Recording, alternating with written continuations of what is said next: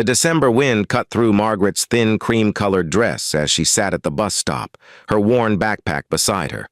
At 24, she looked older, weathered by months on the street after losing everything. Her blonde hair hung limp and her bare feet were numb against the cold pavement.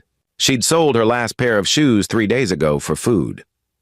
Snow fell softly, blurring the evening lights into halos of gold and red. Margaret pulled her knees close, trying to preserve warmth. The bus shelter offered little protection. She watched other people hurry past, bundled in coats, rushing toward warm homes she could only imagine. A small figure appeared through the snowfall. A little girl, perhaps 4 years old, wore a burgundy dress under a gray knitted cap. She walked with the careful steps of a child, concentrating hard. In her mittened hands, she carried a paper bag. The girl stopped directly in front of Margaret, studying her with solemn brown eyes. "Are you cold?" the child asked, her voice clear in the winter stillness. Margaret tried to smile. "A little, sweetheart, but I'm okay." The girl looked down at Margaret's bare feet, then back at her face. Without a word, she extended the paper bag. "This is for you." Margaret's throat tightened. "Oh, honey, I can't take your food." "It's okay," the girl said simply. "Daddy bought me cookies, but you look hungry." Behind them, a man in a dark coat stood watching, snow gathering on his shoulders. He made no move to call the child back. Margaret accepted the bag with shaking hands. Inside were fresh cookies from a nearby bakery, still warm. The smell alone brought tears to her eyes. "Thank you," she whispered. The little girl tilted her head, considering Margaret with a wisdom beyond her years. Then she said something that would change everything. "You need a home, and I need a mommy."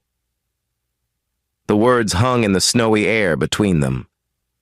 Margaret looked up at the child, stunned. "What's your name, sweetheart?" "Lucy," the girl said. "My mommy went to heaven. Daddy says she's an angel now." "Are you an angel?" "No, baby. I'm just someone who made some mistakes." Lucy reached out and touched Margaret's cheek with surprising gentleness. "Daddy says everyone makes mistakes. That's why we need love." The man finally approached. He was perhaps 40, with kind eyes that held deep sadness. He knelt beside his daughter. "I'm sorry," he said to Margaret. "Lucy has a way of finding people who need help. I'm Daniel Hayes."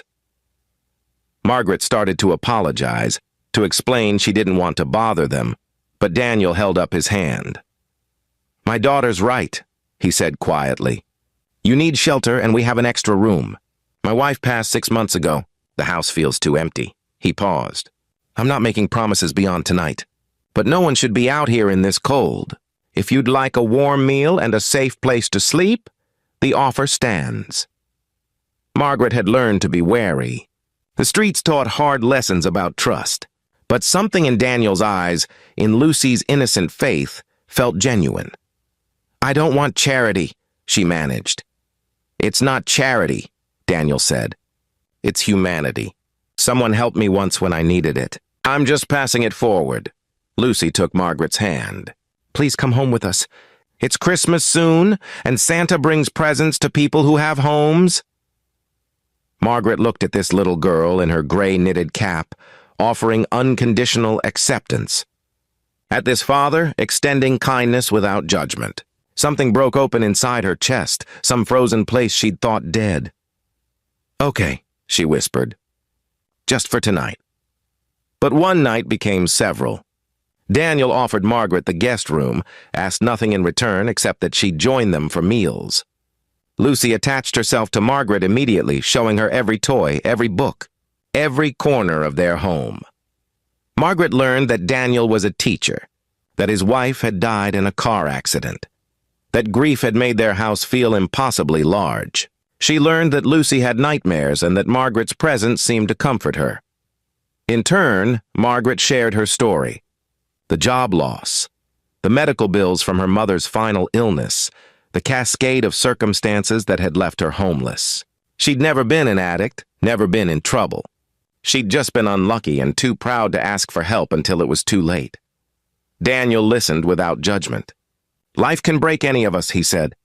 What matters is whether someone's there to help us stand again. Over the following weeks, Margaret began to heal. Daniel helped her find work at a local library. Lucy insisted Margaret tuck her in each night, their bedtime ritual becoming sacred to both of them. One evening, 3 months later, Margaret found Daniel in the living room, looking at photos of his late wife. "She would have liked you," he said.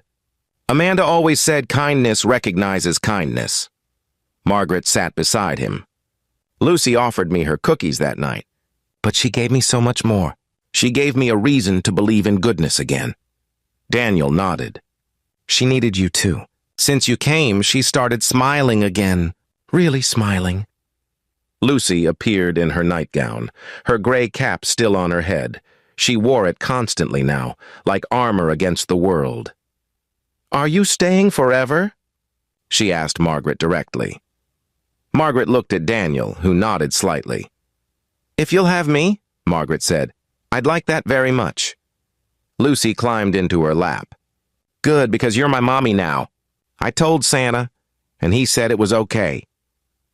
Margaret held this precious child, this family that had found her in the snow. She thought about that winter night, how close she'd come to giving up entirely, how one small act of kindness had lit a candle in her darkness. Daniel reached over, and the three of them sat together, a family formed not by blood but by compassion, by the simple human need to belong and be loved. Outside, snow fell gently, but inside, everything was warm. Sometimes angels do come to us in our darkest moments. Sometimes they wear gray-knitted caps and carry cookies. And sometimes, when we're brave enough to accept their gifts, they save us. Not just from the cold outside, but from the cold within.